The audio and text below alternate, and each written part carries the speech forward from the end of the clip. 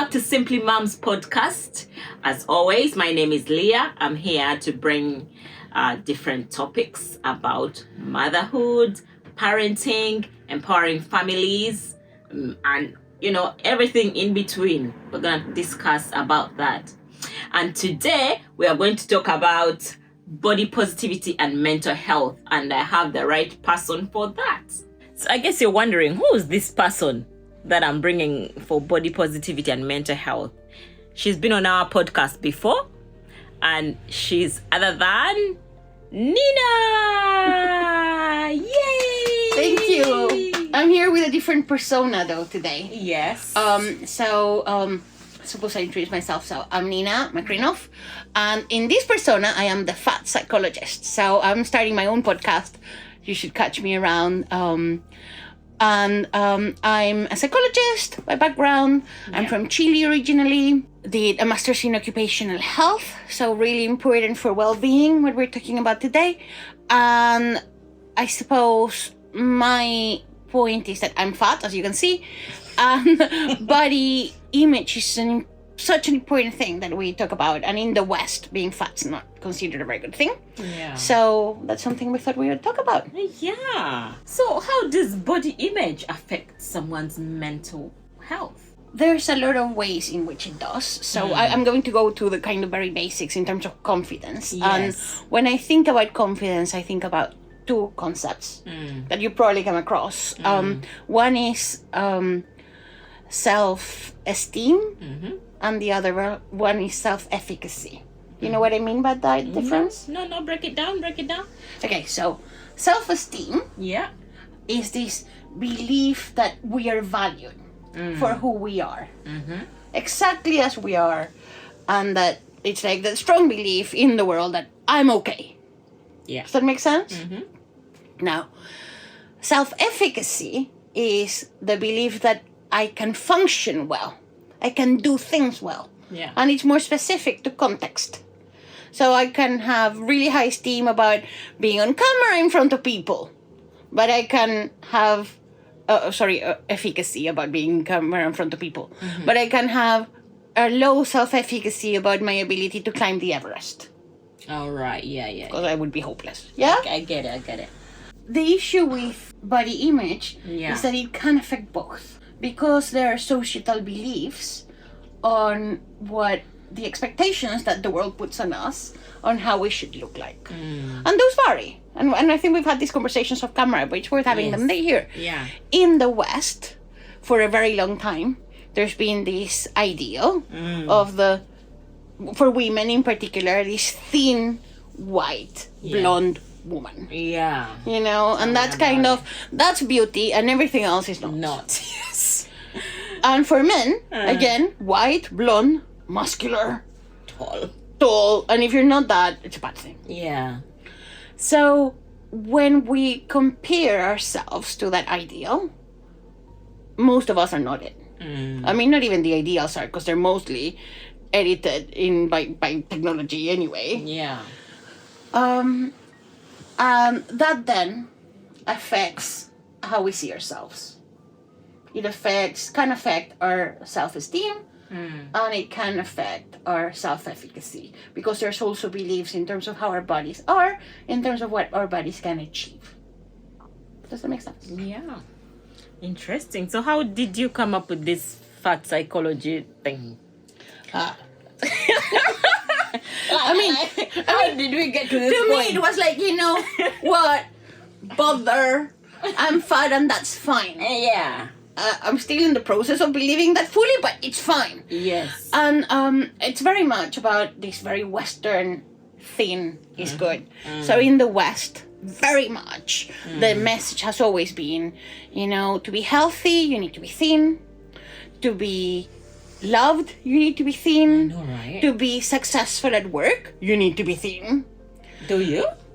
I don't think you have to, but that's the message. And actually, I've shared that on the podcast in my first episode too, but that's the message my family gave me, trying to help me to be better, because it's good to be thin.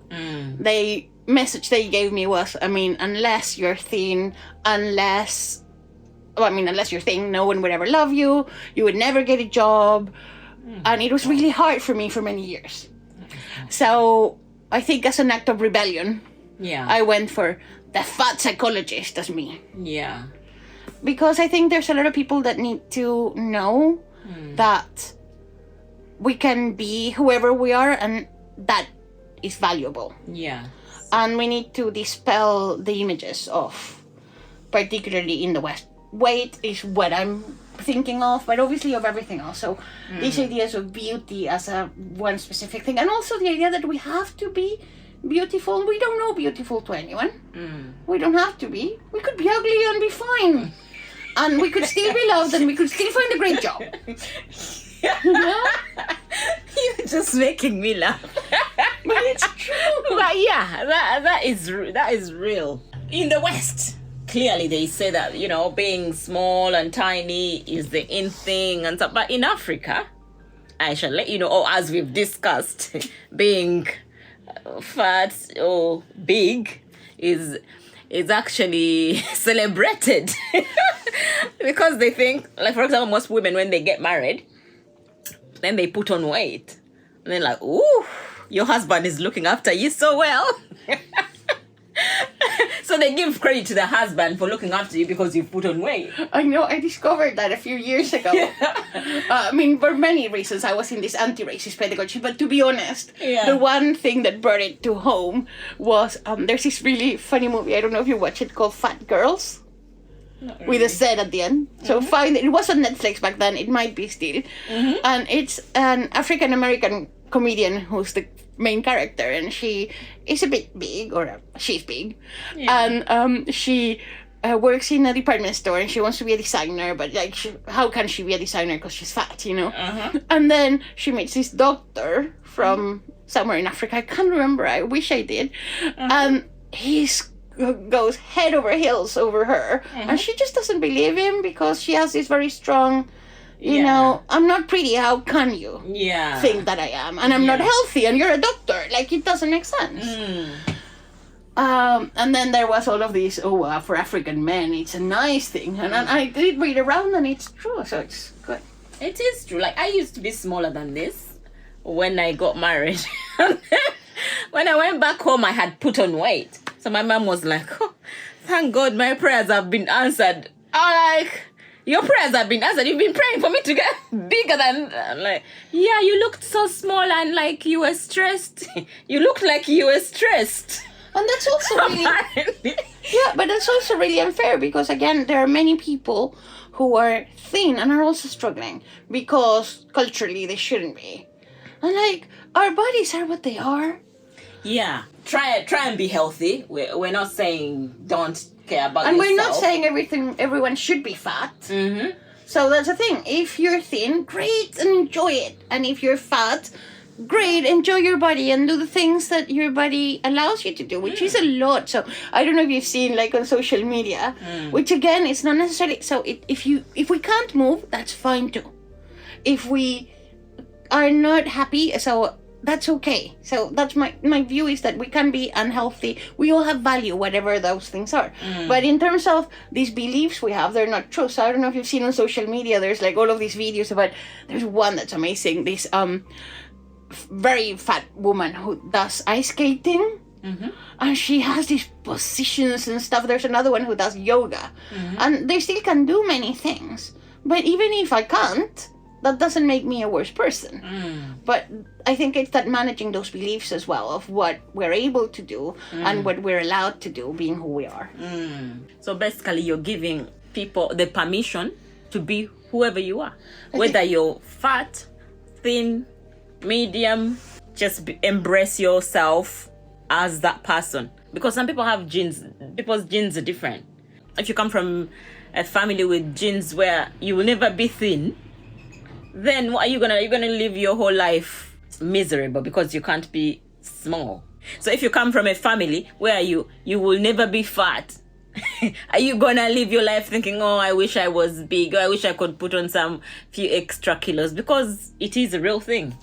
It's a thing out there, and as mothers, we're here to encourage you, to also help you to encourage your children. So if your child comes from that whatever genotype you've got, just encourage them to be, just embrace it. Encourage the kids to embrace that thing, that size, that body image that they have. If they can work on it, well and good. If they can't, it shouldn't take from them.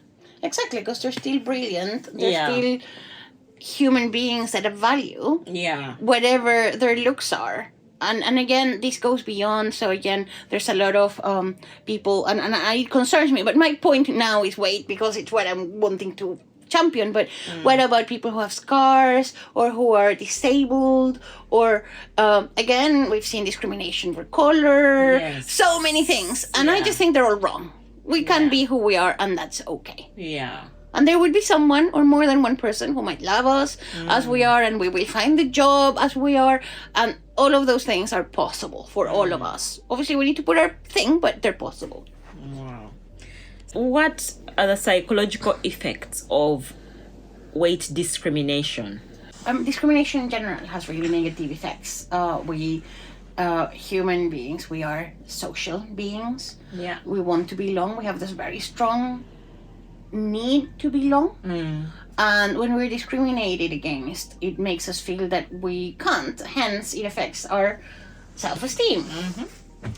And when we are having those low self-esteem, that can then lead to depression. It can lead to anxiety. When it comes to weight, there's a lot of issues with eating disorders as well. So we need to be really careful with these issues, because they can have negative impacts on health in the short term. Yeah. And then there's less clear research on this, but one worry in kind of the fat community is that many of the health effects that have been associated with weight, like again heart disease or others, have also been strongly associated with discrimination and loneliness. And what if all our beliefs about the fact that we're fat makes us unhealthy are actually, it's the fact that we're not accepted for who we are that can have those effects, and then they're being created in a way. So you will have seen, and I think a lot of people kind of, we believe we need to lose weight, or we need to worry about people who are fat, because it will be negative for their health, and it's negative also for society in terms of more expenses for the NHS. We see those discourses happening often, but actually it's not as clear cut. And I worry a lot about the mental health effects that these things can have. Yes. So, as an example, like again, for me, it has had huge effects in my life. In terms of one of the, I strongly believe that one of the reasons I stayed in the UK when I decided to, I moved here to study. When was it? Like 20 years ago. And when I came to the UK, it was the first time, and I tell this story often, when I found clothes that fitted me on my size, because in the shops in Chile, they just didn't sell them. And it was so amazing. And I wasn't as big then as I was now. I'm now. So I was probably a size 16 UK. But I was like the smallest size of the large size shops. It was super amazing. I was like, oh, I'm small. I know. And then here I didn't feel that weight of discrimination, although I know it still exists. Yeah. Because there is research being conducted in the UK that shows that there's discrimination for fat people, particularly fat women, in terms of work, etc. But it's not as in my face as it was when I lived home. So I think one of the reasons I never went back had to do with that. All right. And then it took me a really long time, and a second marriage, or non-marriage, because complicated. But my second partnership, to actually feel that I genuinely deserve to be loved as I am, and I not only deserve, but I am loved as I am, and that's been really hard. Aww. And I think we should help our children not to go through that. Yeah. Yeah. How can we as mothers, as parents, help our children to to like not go through that? Okay, you can't really put them in cotton wool and wrap them around, but how can you help them now using your experience? You've gone through it as a mother. How can you help them? So, I mean, anyone who heard the previous episode, critical thinking will come again. But I think there's various things. Yeah. One is that we need to check our own beliefs as parents or as mothers, because it's not only mothers, it's dads as well. Yeah. On what messages we're transmitting to our children in terms of food, in terms of enjoyment, in terms of what they can or cannot do with their bodies. Yeah. So I think you said health is really important, and I agree with that. So, but we can do that in a really positive way. So we can encourage eating fruits and vegetables because it's good for us, but not because it will make you fat if you don't. Have positive messages about food and about exercise, for example. So exercise is another one. So there's a really interesting movement. I won't talk about that a lot today, but that's so they talk about intuitive eating. I don't know if you come across that one. Not really. So that's the idea that we need to eat whatever we feel like. So with babies and with children, it's about offering things. With babies in particular. So babies, before they've learned what's good or bad for them, if we offer variety and allow them to choose and touch, because babies really want to touch. Yes. You know, if we put that there and they can touch their food and put it in their mouths and test it and whatever, they start building what their body wants. I don't know how true this is or not, but it sounds really lovely. And then, so people who have eating disorders, for example, this is one of the therapies they're using for them, going, okay, you don't have to, especially if it's, say, anorexia or something like that, you don't have to eat anything, but there's the options. If you can, you know, take charge of, because there's a lot of control in terms of eating, because we all have to eat, and there's this control element of restricting or eating more, or etc. So that's a really interesting one. And then there's another one that's called, I forgot now, it's about movement. Joyful movement, they call it. Which is again about like, do whatever makes you happy with your body. Move around, because movement's important. But again, when particularly fat people were told, oh no, you're fat, so you know you need to run a marathon, it's very hard for me. Some people do, fat people who run marathons. But there's like, you know, going to the gym was really hard because people looked at me weird. Like, now I don't mind. I just go to the swimming pool. And like the other day I went to the swimming pool and I was diving and someone was like, oh, I didn't think you could dive. And I'm like, yeah, I can. I'm a very good diver, you know? Assumptions, but also discrimination in those environments where I'm old enough to go, I don't care. But had I been a 15-year-old and that had happened, it would have affected me. So we need to give those positive messages to our children. We also, I think, need to have them develop this critical thinking of what do we really know and how much do we take in what others believe, and then also knowing that there are other communities that might have different views, because there is that element of we need to find sometimes communities in which we belong to be able to feel that we can be valued, I believe. So it's great to have you here, because it's like, and again, this conversation, it's like a validation of things that I believe in, and it's brilliant to be here, you know? Yeah. It is, you're doing the right thing, I believe.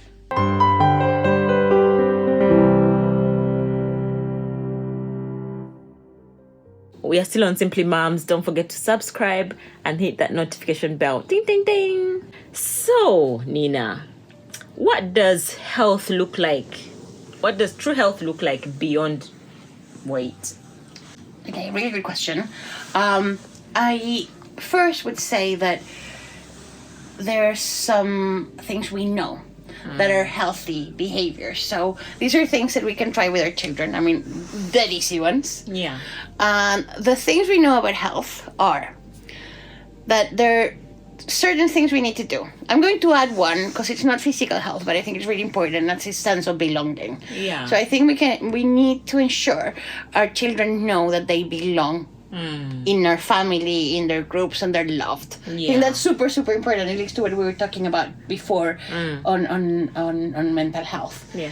Then the others, in terms of physical health, there's a big movement called health at every weight or health at every size, which actually it's been misrepresented, but there's some health behaviors that people agree who do these approaches that help us all. So they're very simple and you won't be surprised by them at all. So one is the 5 a day. So we need to have fruit and veg. And it's focusing on the positive. So there, have your 5 portions of fruit and veg every day. Any way we can do that. The other one's exercise or movement. So we talked about joyful movement. And it's very simple. Just do 30 minutes a day of moving. It doesn't need to be hard exercise. It can be if you want. But let's all do something fun. It could be dancing. It could be walking, whatever it is. The third one for adults only is the drink. So avoid drink and smoking. I presume we all do that for our children. We don't let them smoke and drink. Of course. I mean, I'm just saying. But also, obviously, not doing it in front of them or having those bits. And it's actually apparently as simple as that. Now, for people who are doing those things, then the research shows that there's potentially much less difference they tend to be healthier at every weight. So that's one really important thing. The other thing has to do with the way in which we approach people based on their weight. And I think that's really important too. A huge issue with the healthcare industry. Where there's been a lot of discrimination for people of different weights. So I think as parents, it's really important that we're there to intervene if our children are ever told in an environment that they should lose weight. And I don't know if this ever happened to you, but maybe because I am fat, like I've had a lot of comments from healthcare providers that my children are as well. So like when my eldest was a baby, he was still just bottle feeding. I never breastfed. I took him to doctor in Mexico and I was told he was fat. I'm like, how can a child who's never eaten anything be fat? It just doesn't make sense, does it? Like, would you control the amount of milk your baby eats? No, I guess at that point they're actually encouraging kids to be fat. I mean, I don't know because fat, they're not fat, but they are telling them to gain weight because it's a big issue here. Like when the baby is just born, they're like, is he gaining weight? Is he putting on weight? Like they want it to happen. But I mean, I don't know what the trends are now in the UK. So you have a baby now. I had a baby a long time ago, but in the UK, the line then was like, just feed them when they're hungry. It's okay. They're babies. They'll regulate. And obviously, as babies, it was easy for me to go like, you're mad. I'm like, I am fat, but my baby is not. He's just a baby. But then, so again, both my children are big people. Like, not, I wouldn't say fat, but big. And particularly my youngest, who's not, I don't think he's fat at all. Again, he's like, I went to doctor for one reason and they weigh them and they go like, oh, you need to look after the weight. But that is not necessarily helpful. So it's about being there to both for ourselves as parents, but then for them, that when those messages come through, we go with the counter narrative.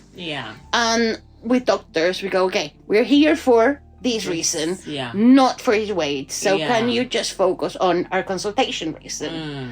So sometimes it might be that there's related things, but in most cases it's not. So, we all, whatever our weight is, we all deserve access to health. And that's what currently the health at every weight or every size movement is focusing on. The fact that whatever someone's weight is, even if we're not following those healthy habits, we still deserve access to treatment, access to care, and we deserve respect. And that's really important. And I think we need to be there to defend our children so they have that experience too. Because, weight control is everywhere. It's a big thing everywhere. How do you help the kids to stop being insecure if they are insecure? Oh, not just the kids, anyone. Totally. A mother, like me, for example, I gave birth, I gained weight. And yeah, how do you help me, for example, to stop being insecure about that? And I mean, how do It's you? good. I mean, Yeah, I'm but- still insecure sometimes, so I think Yeah. it's a lot about environment. It's about challenging our own beliefs, I think. To Yeah. me, it's about, now when I feel like, oh, I'm not good enough because I'm fat, I'm like, okay, where's that coming from? Yeah. Is it true? Or if I believe at some point, no one will ever love me. I mean, what's the evidence there? There's no evidence for that. There's lots of people love me. There's lots of Yeah. people that think I'm brilliant. I have a great partner. Yeah. So challenge what we get. And I think that's something we need. Again, I've said about critical thinking. So it's that what are the messages and what of those messages are potentially true and which are not. Hence, to me, this road to well-being, and this is what I want to do in my podcast, is giving the tools for people to challenge and then make decisions about our well-being based on what we believe and not what we're told to believe. Because it might be that some of those beliefs are not true and some might be true. So we need to check those. So is that correct or not? And giving our children the tools to do that too. That includes making a huge effort for representation because, again, they will be in... I mean, if you look at TV, I mean, the UK is much better for this than other countries, but we still watch a lot of American movies and whatever. And if you look at most of the movies, again, actors tend to be of a specific type. Yeah. Social media is, I mean, there was recently, I don't know if you saw this controversy on fat filters that were happening, chubby filters or whatever they were calling them.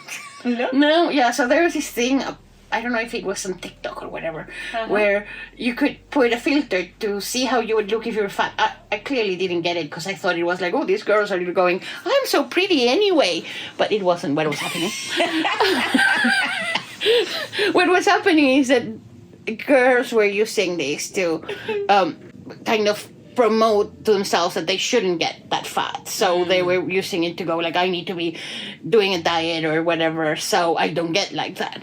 And I think, again, those messages will be there because they're so much part of the Western society where we have this very strong belief that to be healthy, we need to be thin. And hence there's this mix of messaging on what's pretty, and that's a really big issue, and what's healthy, and it's kind of tried to link it. And Yeah. I get your point, and that as you're talking, I still get another question. So how does that? I guess it means we have to be compassionate to ourselves as well, not to believe all of whatever is on social media and say, this is how I am, and if I want to improve, this is what I'm going to do. But be graceful to yourself, be compassionate to yourself, allow yourself to go through the journey. Because then that's when, like, you don't have to be too insecure that you can't even go through it. You're so guilty about it, you're so shameful about your body. Just to help really encourage people to be compassionate to themselves, be kind to yourself. This might apply to any mom out there, any dad out there, because I know we're talking a lot about moms, but what about the dads? There are some dads who are also going through the same stuff. Yeah, and absolutely. And there's also... So I love the idea of compassion because I think it's really important. It's being compassionate with ourselves, with others. Because I don't know if you do this, but for me, like a lot of time now I'm going like, okay, if it was someone else telling me this, what would I say? And I would probably be kinder to someone else than I am to me. Not so much anymore, but... So I'm like, okay, check myself. Is this something, again, that I should tell myself? And then what we believe will go to our children too. And I think I've talked a lot about women because there's a lot of issues with body image in women, particularly young women and particularly teens. Yes. However, there's also pressures on men to be and look certain ways. Yeah. With weight, it's less that because men can kind of expect it to be big, Yeah, 6-pack. But it is about like muscular and Yeah. tall. And then what happens when a boy is thin and fat is also not good, but it's less bad than a fat woman, weirdly enough, in society. But that's still like, why? A boy could be tiny and it's still fine. And the girl can be tiny or can be big or whatever it is. So yeah, dads need to do the same. So for dads, it's about ensuring that they have those messages too. Because again, I've heard messages from men that are really negative, both towards their children or towards even their wives. It's like, my wife is really fat, she should lose weight. Or I've seen men, I've seen it often, where you're visiting someone's house and you're having dinner, and the guy just looks at the wife going like, you should stop eating. Wow. Or even say it, and that's just wrong, because again, your children were getting that same thing, like, okay, my dad doesn't love my mom if she's not, it doesn't look in a specific way. Imagine how they would feel. I know, right? And it's really tough. So, yeah. And the other thing is that it's not about being always positive about our bodies, because sometimes there are things we might want to change, and that's okay as well. But it's also not focusing on one. If you want to change, do it because you want to. If you want to exercise more because it's great, because it's fun. But if you're doing it out of loathing or out of shame, it won't really be great, will it? No, it will be like a chore. It's a chore, but not only a chore, it's also damaging. So I'm never saying, no, you shouldn't be thin or you shouldn't be thinner. Although I am saying you should not diet. I haven't said that enough. Okay. But that's a good point. That's a good point then. Of course, we know children should not diet. Because they are growing, they need to eat all the nutrients that they need for growth. But there is also this thing of that train of always feeling like you have to be on a diet. Like, what's your comment on that? Okay, so really, actually, it's a really dangerous thing. There's a huge movement called the anti-diet movement. Okay. I would first challenge that. We all know that children should not diet. Suppose babies, maybe most people will agree with this. But what time do we start telling children that they should look after their weight? I was put on a diet since I was 8. 8? Yeah. I remember, I don't know if it's a misremember, so I might not be right, but I seem to remember, my mom used to do this all the time, I seem to remember one birthday where there was cake and I wasn't allowed to eat it. It was my birthday. No way. Yeah, because I was supposed to lose weight. And I had to eat different food and whatever. And I see that often. Again, I think it still happens. All right. And teenagers will be trying to diet as well. So why I say this is really risky. So one is that there's some evidence. Again, we are just exploring this. This is quite new. But in terms of research, not really. But because there's old studies that show the same. So there's a lot of studies that have shown that the moment we start restricting calorie to lose weight, what happens is our body just goes, no. I am kind of, now I need food. And I start using less energy.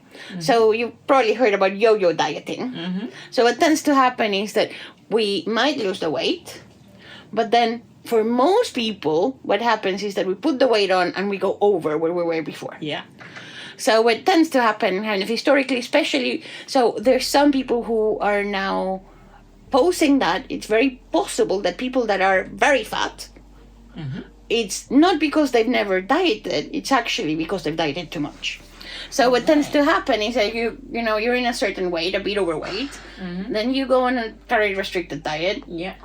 And that works for like a couple of years, maybe, if you do well. So again, research shows, most of the research is only done in like 3-year periods. So we don't know the long-term effects. And then you go down to that weight and then you start gaining weight again. And in most cases, you get higher than you were before. Yeah. And then you go on another diet, so you lose the weight. Yeah. And then you go up higher, lose, higher. Yeah. And every time that cycle happens, you might be getting higher than if you'd never dieted. We don't really know, because unless you're thin, it's very unlikely. I don't know anyone who's fat and has never dieted. Wow. Do you know anyone who's fat and has never dieted? No. I know that you're always trying something. Or maybe today it's a carbohydrate. Yeah, and that's the other thing, like the diet fads, you know. It could be a different diet all the time. Today I'm intermittent fasting. The next time it will be not taking some type of food, or not carbohydrates, or not protein, or whatever it might be. You know, women, we have this struggle. It's an ever-ending struggle. So I just want to send a message out today with my opinion and using the psychology that Nina has provided to give yourself grace. Give yourself grace. Do the exercise, do the movement that she say, the joyful movement. You know, go for whatever groups that you're doing. If you go to the gym, go for it. You know, don't feel like, oh, now I can just enjoy my life. I don't need to go. You know, do what you need to do, but don't put so much pressure on your brain because of weight. Exactly. And like, rather than going on a diet and calorie restricted or carbohydrates or whatever, and worrying about it all the time. And also, the aim seems to be that it's better to aim for keeping where I am rather than keeping going up. So that rather than the down up. Yeah. And there are things we can do. I mean, not that I do it all the time, but for example, if we want to eat healthier food rather than pressuring ourselves in that way, we might keep healthier things at home, which would help our children too. Because if they're peckish, they would go for a fruit or veg. You know, it's about the things we offer, about making fun, tasty things, because they're great tasty things too. Like I cook with a lot of vegetables, like I had vegetables in the lasagna, you know, and we can have healthy options without focusing on will I put weight on it or not. So have that intuitive eating, but allowing the intuition to be guided by availability. Because most of us, I mean, not always, but if we had the option of a bucket of chocolate and a banana, we're maybe go for the chocolate. So if we have to go to the shop for the chocolate, it might make it. So it's that balance too. Yeah. But it's not for the aim of losing weight. It's the aim of having this varied diet that gives us the nutrition we need, because that's really important. And then the other thing is that there's some research on the long-term negative effects in health of yo-yo dieting. So again, the very little research has done this, has looked at where people who have yo-yo dieted often tend to be more unhealthy in older age. But again, a lot of the studies that have been done on this are cross-sectional. That means that they pick people at the same time. So there might be other things that explain that relationship. We talked about maybe because I was so unhappy, because I was trying to change all the time, that might have an effect. And we don't really know much. So there are many people who are covering this. I'm not going to focus specifically, but yeah.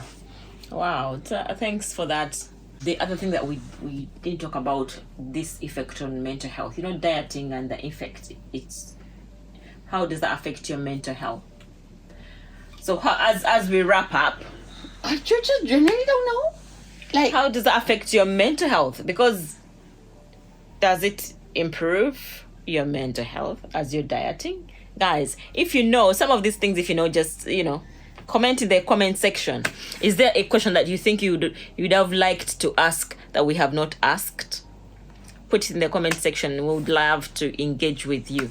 Yeah, my intuitive answer is that it depends where that dieting is coming from. So again, I would suggest better not to diet. Like that idea of I will diet to lose weight out of our vocabulary. So think about, I will eat healthily. So that's positive. I will eat things that give me joy. And that give me that variety of nutrition. I will be happy exercising because I enjoy doing this. And if that means whatever, we do that. Because if we're doing this constant, I'm going to diet because I'm not good enough, I'm sure it can't be good for our health. Like in my experience, it hadn't been. The other thing is that will we always be there? Because like once, before I had children, I lost a lot of weight and I was like the thinnest I've been, and I was super active. I had a great time. It was brilliant. And then what happened is that I got married when I met my ex-husband when I was really thin. But then when I put some weight on, I didn't trust he loved me anymore because obviously it wasn't the person he'd met. And all of my insecurities came back because who I was related to the weight I was. And I think my big challenge for all of us is going, who I am and my value is not the same as my weight. Yeah. And I think that's the important message. Like, make decisions that make sense to you. Yeah. And value ourselves. Because we're so much more than that. Yeah. And as we discussed, especially, I'm sorry, I'm this very women-based, but like, there are loads of men who like bigger women too, so it's fine. Yeah. Who are we trying to please? Wow. I think this conversation might go on forever and ever, but That's it. for now, we'll just end here. And go for lunch. Thank you so much, Nina. Thank you for having me. Any last words? No. Nah. I think we're done. It's all been done. Thank you so much. We appreciate your time. And thank you guys for watching. Happy parenting. Keep learning. Keep subscribing and coming back to Simply Mums. Cheers.